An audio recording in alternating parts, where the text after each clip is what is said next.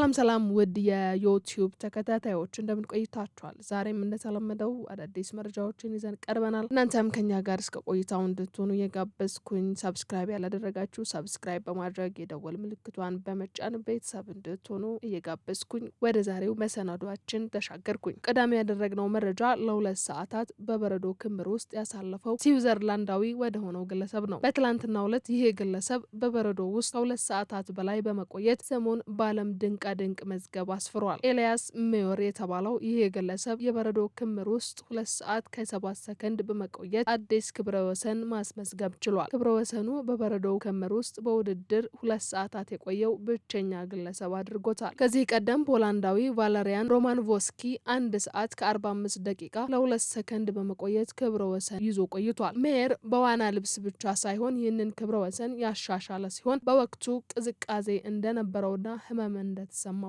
ተናግሯል።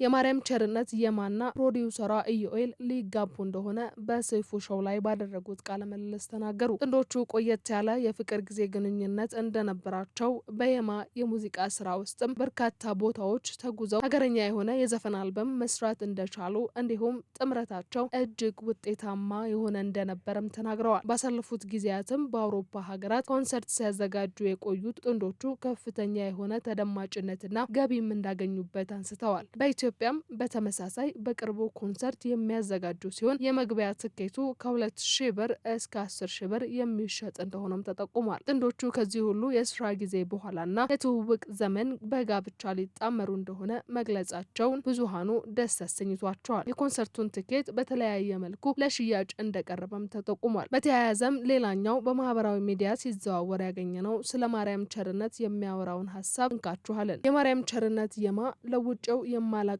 የሙዚቃ አሰማም ባህሌን ያስቀየረችኝ ባለ ውብ ቀለም ዜመኛ ናት ይላል። ጋሻዬ ክርኑ፣ ደግዬ፣ ራያ ራዩማ፣ የማርሸት ፖስተኛው፣ ሎምዬ፣ ብርክ ብርክ፣ መሽ ትመጣለ፣ ሽቦዬ፣ ሌቦ ሳህሌ ሙሉ አልበሙን ሰማሁት። በሰውም በሀገር ፍቅር የሚናወዝ ናቸው። ምንድነው ይች ልጅ እያልኩኝ ነው። ድምጿ፣ ስታይሏ፣ እድሜና አለባበሷ ሳይቀር በቃ የራሷ ነው። ሀገርም ባህልም የሆነች ልጅ ናት ይላል ግለሰቡ። በዛ ላይ ታሪኮቹን ሆና የመጫወት ብቃት፣ እያደር ትኩስ ነይ አፍለኛ፣ አባወራ የሆንክ ሁሌም ፍቅረኛ ብላለች። እሷም እውነትም እያደረ አዲስ፣ እያደረ ትኩስ፣ እረ የሀሳብ ርቀት፣ እረ ያገላለጽ ምጥቀት ይላል ግለሰቡ። ኢዮኤል መንግስቱ በሙያው እንጂ ጭራሽ በእርሷ ውሃ አጣጭነት እንዲህ ነገሮችን ውብ አድርጎ በዋና ከዋነኝነት የምናየው ተጫዋችም አጫዋችም የሆነ ሰው አልመሰለኝም ነበር። እንዲህ ነው ከተፈጥሮ እስከ ስራቸው ሀገረሰባዊ መሰረት ያላቸው ሰዎችና ሙዚቃዎችን ለይቶ ወደ አደባባይ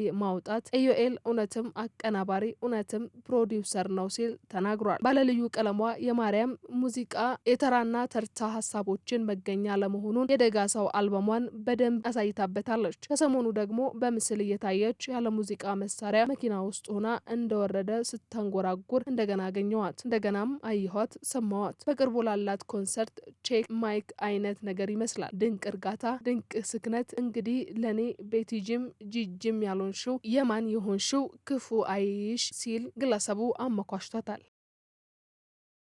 በ24 ሰዓት ብዙ ፑል-አፕ በመስራት ክብረ ወሰን የያዘችው አውስትራሊያዊቷ ግለሰብ በፑል-አፕ አዲስ ክብረ ወሰንን አስመዝግባለች። ኦሊቫ ቪንሰን የተሰኘች የ34 ዓመት የአካል ብቃት አሰልጣኝ በ24 ሰዓት ውስጥ ብዙ ፑል-አፕ በሴቶች በመስራት አዲስ ክብረ ወሰን ያስመዘገበች ሆናለች። ግለሰቧ በአንድ ቀን ውስጥ ጥቂት እያረፈች 7079 ፑል-አፕ በመስራት ስሟን በዓለም ድንቃድንቅ መዝገብ ላይ ማስፈር ችላለች። በዚህም ከዚህ ቀደም ፖላንዳዊቷ ፓውላ ጎርሎ ተይዞ የነበረው 4081 ፑል-አፕ በእጥፍ በሚባል ደረጃ ማሻሻልም መቻሏ ተገልጿል። ባለፈው መስከረም ወር ላይ የመጀመሪያ ሙከራዋን ለማድረግ ያደረገችው ጥረት በጉዳት ሳቢያ ከተስተጓጎለ በኋላ ለ2 ወራት በማረፍ ልምምድ ስታደርግ መቆየቷን ተናግራለች። በእነዚህም ጊዜያት በቀን ለ12 ሰዓታት ያክል ጠንካራ ልምምድ ስታደርግ ቆይታ በመስራት ይህንን ክብረ ወሰን ተቀዳጅታለች። በ24 ሰዓት ጊዜ ውስጥም በ1 ደቂቃ 5 ፑል-አፕ በመስራት ክብረ ወሰኑ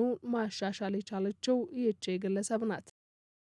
በሁለት እጁ የሚሮጠው የዓለም ፈጣኑ ሯጭ ዛየን ክላርክ ይባላል። የ26 ዓመት ወጣት ሲሆን ደራሲና የተለያዩ የማህበረሰብ አንቂ ንግግሮችን በማድረግ ይታወቃል። እንዲሁም ተዋናይና አትሌት ነው። 20 ሜትር ርቀት በእጁ በፍጥነት በመሄድ እጅን በመጠቀም ከፍተኛ ዝላይ በማድረግና በ3 ደቂቃ ውስጥ ዳይመንድ ፑሽ አፕን በመስራት 3 የዓለም ድንቃድንቅ ሪከርዶችን መያዝ ችሏል። ዛዮን ሲወለድ በብዙ ሰዎች ላይ የማይከሰት የበሽታ አይነት ያጋጠመው ሲሆን ይህም ከወገብ በታች ያለው የሰውነት ክፍሉን አጥቅቶታል። ዛየን እንደሚናገረው ከሆነ ወላጆቹ እናቴ እኔን እርጉዝ በነበረችበት ሰዓት ላይ ሰውነቷ አትንከባከብም ነበር። ከዛም አልፎ የተለያዩ እጾችን ትጠቀም ነበር። ይህም እኔ ላይ ጉዳት አድርሶብኛል ይላል። በዚህም የተነሳ ህይወቴ ከባድ አድርጎታል። ቀጥ ብዬ መቀመጥ እንድችል ወገቤ ላይ ብቻ 2 የተለያዩ ቀዶ ህክምናዎች ተደርገውልኛል ሲል ገልጿል። ዛዮን በእንዲህ አይነት ሁኔታ ውስጥ ሆኖ በጉዲፈቻ የሚወስደው ለማግኘት ረዥም ጊዜ የወሰደበት ቢሆንም ኋላ ላይ ግን ኪምበርሊን ሃውኪስ የተባለች እናት አግኝቶ ወስደዋለች። እርሱም ስለ እርሷ በሚናገርበት ሰዓት ብዙ ሰዎች አሳዳጊ እናቱ የሚሏት ቢሆንም ለእኔ ግን ትክክለኛ እናቴ እሷ ነች በማለት ይናገራል። እናቴ ብዙ እድል አምጥታልኛለች። ብዙዎች እያዩኝ በሚያልፉበት ጊዜ ነበር መታ የወሰደችኝ። ከዛም አትሌቲክሱ ላይ እንድበረታታ ትደግፈኝ ነበር። ታዲያ ዛየን ቤተሰቡን በማግኘት ብቻ አይደለም የተሰቃየው። ትምህርት ቤት ውስጥ ብዙ ጊዜ ልጆች ይሰድቡት እንዲሁም ይስቁበት እንደነበርና በዚህም በጣም ያዝን እንደነበር ይናገራል። ከዛን ራሱን ለማሻሻል ሲል ገና የመጀመሪያ ደረጃ ትምህርቱን እየተከታተለ ወደ ትግል ውድድር የገባ ሲሆን ለአመታት ግን አንድም ጨዋታ አሸንፎ አያውቅም ነበር። ሁሌም መጨረሻኛ መሆን የሰለቸው ዛየን ታዲያ ይህንን በአሸናፊነት ለመለወጥ በየቀኑ ልምምድ ማድረግ እንደጀመረና በቀን ውስጥ ከ2 ሰዓት እስከ 3 ሰዓት ትግል ልምምድ እያደረገ ለ3 ወራት ያለማቋረጥ ቆይቷል። ታዲያ በትምህርት ቤት የመጨረሻ ዓመት ቆይታው ላይ በትምህርት ቤቱ ምርጡ አትሌት የነበረ ሲሆን ከዛም በመቀጠል ግን ብዙ ጥሩ እድሎች ገጥመውት የዓለም ድንቃድንቅ መዝገብ ላይ እስኪመዘገብ ደርሷል። ዛዮን ስለ ወደፊት ሲናገር ትልልቅ እቅዶች ያሉት ሲሆን እርሱን ማሳካት እንደሚፈልግም ተናግሯል። ስለ ራሱም ሲናገር በዓለም ላይ ከኔ በበለጠ